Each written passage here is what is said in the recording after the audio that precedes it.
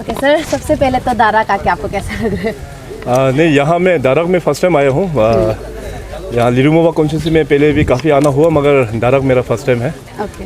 तो यहाँ आके जो यहाँ के स्थानीय विधायक न्यामा करबक जी ने बहुत यूनिक कॉन्सेप्ट स्टार्ट किया है वे बैक इन 2016 itself।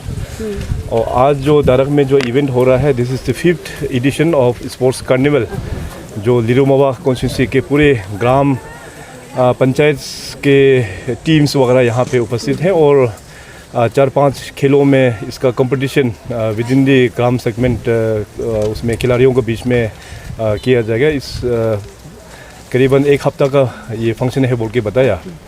तो ये बहुत अच्छा इनिशिएटिव है यहाँ का लोगों ने शुरुआत जो किया है। सर, कल आप आलो भी गए, उसके बाद आज यहाँ, मतलब आपका टूर का इस बार का क्या प्रोग्राम है और एग्जैक्टली आपका 2 डेज या जितना भी डेज का टूर है वो हमें हाईलाइट कर दीजिए कि आपने किस पर्पज़ से इसे शुरू किया इस बार। मैं वेस्ट सियांग डिस्ट्रिक्ट में कल ईटानगर से आया हूँ और आने के बाद वहाँ पे बोरू विलेज का 50 ईयर्स ऑफ सेलिब्रेशन था विलेज का इस्टेब्लिशमेंट का।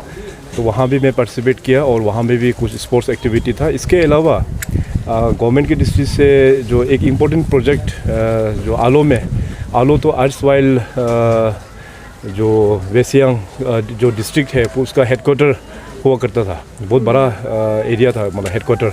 तो उसमें अनफॉर्चुनेटली जो सर्किट हाउस था, काफ़ी पुराना सर्किट हाउस था, तो उसको हमारा सरकार ने नया प्रोजेक्ट सैंक्शन करके कल उसका हम लोग ने उद्घाटन किया, सर्किट हाउस एट आलो।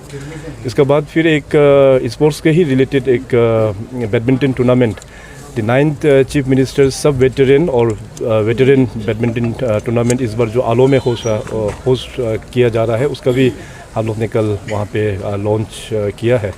तो आज यहाँ पे जो दारक में बहुत इम्पोर्टेंट जो 5th एडिशन कार्निवल है, इसके बाद मैं फिर यहाँ से कम्बा जाऊँगा। कम्बा में यहाँ पे वेस्ट सियांग में जो जितने भी जो कॉलेजेस हैं वहाँ के स्टूडेंट्स के साथ में हमारा इंटरेक्शन प्रोग्राम है। ओके सर, यहाँ के एमएलए जी ने तो पहले हाईलाइट कर दिया था कि PMGSY की स्कीम के तहत कितने सारे विलेजेस को अभी रोड कनेक्ट हो रहे हैं सर, और काफ़ी लोगों ने मेंशन किया कि अब तक 2-3 गांव बच्चे हैं, उस पर आप क्या करेंगे सर? देखिए, कनेक्टिविटी हमारा पूरा टॉप प्रायोरिटी है और भारत सरकार का पूरा सहयोग है इसमें।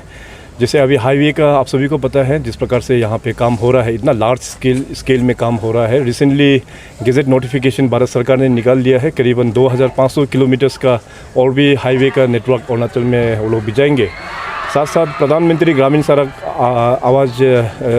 योजना के अंतर्गत PMGSY के अंतर्गत हमारा जितने भी जो गांव है जो क्वालिफाइड होता है उसके लिए हम लोग ने सभी अभी रोड्स हम लोग ने पहुंचा दिया है। और फेज़ 3 का PMGSY अभी बहुत जल्दी सेंक्शन होने वाला है। उसमें भी अरुणाचल प्रदेश में बहुत सारा सड़कें उसमें जोड़ा जाएगा। अभी जो सड़कें जो गांव जो पॉपुलेशन क्राइटेरिया में जो नहीं गिरता है उसके लिए भी हम लोग का ये CRF रोड है, उसके बाद NEC का भी रोड हम लोग प्रोजेक्ट काम टेकअप कर रहे हैं। साथ ही साथ 3 साल पहले मैंने CM comprehensive road network plan भी हमने लॉन्च किया था। उसका अंतर्गत भी जो छोटे मोटे जो गांव है जो स्कीम्स में जो क्वालिफाई नहीं होता है उसको भी हम लोग CM कॉम्प्रिहेंसिव में लेके हम लोग कनेक्टिविटी पहुंचाएंगे। जी सर, विधायक करबक साहब इस स्पोर्ट्स कार्निवल को बहुत ही अच्छी तरीके से अपने बलबूते पे कर रहे हैं। तो सर, क्या आप लोग सरकार की तरफ से आगे कुछ सर के लिए कुछ हेल्पिंग हैंड प्रस्तुत करेंगे ताकि ये इवेंट कभी गायब ना हो सर? देखिए, ऐसे विधायक अपने एक फ़ंड होता है सभी विधायक के पास में, MLA लेट होता है। और हमारे सरकार के टाइम पर जितने भी जो ऑनरेबल MLAs है 60 कॉन्स्टिट्यूंसीज में SPA का भी फ़ंड हम लोग प्रोवाइड कर रहे हैं। तो कॉन्स्टिट्यूंसी लेवल का जो भी लोड होता है वो MLA अपना अभी उसमें टैकल कर लेता है। सरकार जो है ब्रॉडली हम लोग देखते हैं कि कहीं पे अगर स्टेडियम नहीं है, स्टेडियम बना के देना, कहीं में मल्टी ये पर्पस हॉल नहीं है तो उसको बना के देना। इवेंट्स को मैनेज करने के लिए कॉन्स्टिट्यूंसी लेवल में अभी जैसे न्यामर साहब पिछले 2016 से ही संभाल रहा है और बहुत अच्छा इसका रिस्पॉन्स भी है। लोग उसको इस इवेंट को बहुत उसको मतलब एक्सेप्ट कर लिया है लोगों ने। तो इस प्रकार से मैंने अपील किया कि बाकी कॉन्स्टिट्यूंसीज में भी इस प्रकार का जो पहल है उसको शुरुआत होना चाहिए। जी सर, एक और सवाल, आज जैसे आप लोग बुलेट रैली में यहाँ तक आए, बहुत ही अच्छा लगा देख के। लोग ये जानना चाहते हैं कि लिखावाली से जब हम आलो आएंगे तो हम लोग भी कब बुलेट से इस तरह से राइड पे आ पाएंगे सर? कब तक आप घोषणा कर सकते हैं? देखिए, अभी रिसेंटली सारा इन रोड प्रोजेक्ट्स का हम लोग ने रिव्यू लिया है गुवाहाटी में। जैसे मैंने पहले कहा कि जो एग्जीक्यूटिंग एजेंसी हाईवे को लेके there are 3 executing agencies, BRO का है, इसके बाद NHIDCL का है और स्टेट PWD का है। तो तीनों एजेंसीज़ का साथ में बहुत डिटेली हम लोग गुवाहाटी में रिव्यू लिया, और उससे पहले मैं अपना लेवल में भी हमने रिव्यू लिया। तो जो रिपोर्ट अभी जो फाइल हुआ है, जो अभी ऑनगोइंग जितने भी जो रोड्स है, हम लोग ने टारगेट दिया है कि बाय मार्च 23 उसको कंप्लीट कर देना है, और जिसका टेंडर अभी थोड़ा सा लेट में जो हुआ है उसको भी हम लोग कहा है कि बाय दिसंबर 23 उसको कंप्लीट करना चाहिए। ओके सर, अभी आप खुद दाराक में है सर, आप देख रहा होगा कि यहाँ का नेटवर्क कनेक्टिविटी कैसा है सर। इस ज़माने में नेटवर्क इंटरनेट ना होना बहुत ही प्रॉब्लमेटिक है सर। आपको क्या लगता है, क्या इस पर क्या करेंगे सर? कनेक्टिविटी में जैसे हम हमेशा बोलते रहते हैं कि internet connectivity is one of the most important connectivity in today's world.